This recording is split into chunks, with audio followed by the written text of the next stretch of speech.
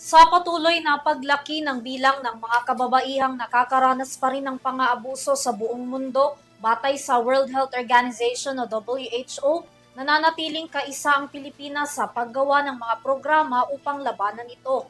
Kabilang sa mga yan ang naganap na 18-day campaign to end violence against women na dinaluhan ng iba't ibang sektor sa bansa na layong ipaalala sa publiko ang proteksyon ng pamahalaan sa mga kababaihan.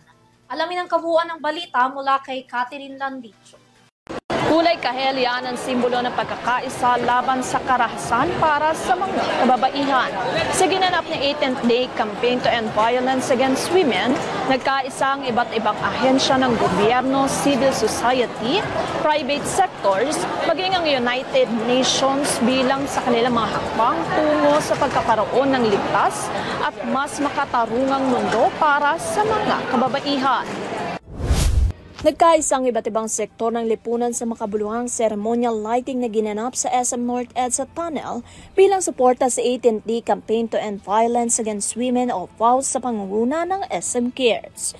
Binigyang liwanag ang iconic na lugar bilang simbolo ng pagkakaisa at panawagan upang wakasan ang karahasan laban sa mga kababaihan, kung saan nagtipon ng mga kinatawan mula sa mga pampubliko at pribadong sektor, civil society organization, United Nations Agency at mga kasapi ng Interagency Council on Violence Against Women and Their Children upang ipahayag ang kanilang buong suporta sa kampanya.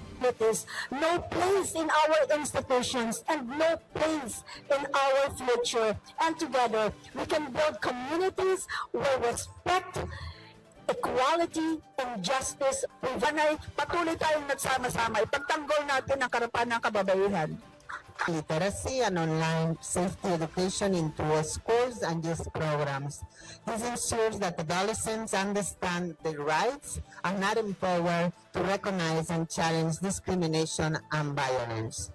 It's essential to challenge discriminatory gender norms that may lead parents, teachers, and police to blame and hold girls responsible for the violence they are experiencing, rather than holding abusers accountable. Nagbigay din sa programa si Liza Silerio, Vice President for Corporate Compliance Group ng SM Supermalls at Program Director para sa SM Environment and Sustainability. Tungkol ito sa patuloy na pakipagtulungan ng kanilang institusyon upang isulong ang ligtas na espasyo para sa mga kababaihan. Safety, inclusion, equality, and respect are non-negotiable. SM is united with all of you for a violence-free country. And thank you, and we wish you everyone a meaningful campaign ahead. Maraming salamat po. To create and change the world, it is a freedom to make choices, to thrive in all aspects, whether in school, at home, or in the workplace. We are here not only to raise awareness, but to inspire action. Samantala, nagpahayag ng suporta si Dr. Junice Melgar, co-founder at executive director ng Likhaan Center for Women's Health at nanindigan laban sa gender inequality, kasabay ng pangakong ipagpapatuloy ang advokasya para sa karapatan at kalusugan ng mga kababaihan. Equality, because we see gender inequality as a social determinant of violence against women. We are here to recommit, no? I think it's a continuous commitment towards the equality of women.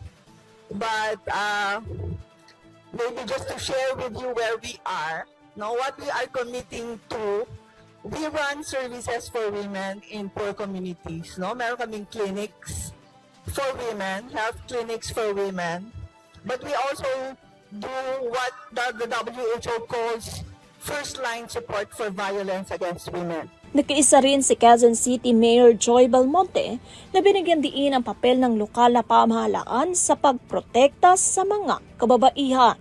Pinagmalaki niya ang inisyatiba tulad na lamang ng Task Force Magdalena at pagpapatayo ng mga ligtas na espasyo sa lungsod.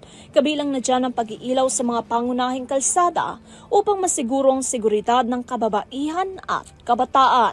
Ayon pa kay Belmonte, mahigit 2,000 kaso ng karahasan laban sa kababaihan ang natulungan ng lokal na pamahalaan ngayong taon. Biktima. Iba-iba kasi yung mga nire-reportan nila. It could be in school, if they are students, it could be the barangay, it could be the city, or it could be a hospital. Pero through this system of ours, lahat ng mga datos ay nasa isang unified database lang. At lahat kami ng mga stakeholders at responders, we have only one set of data and we're able to track the progress of a case from the moment it is reported until a case is filed in court until there is resolution. So, in this way, lahat kami nagtutulungan para suportahan ang isang biktima ng karahasan.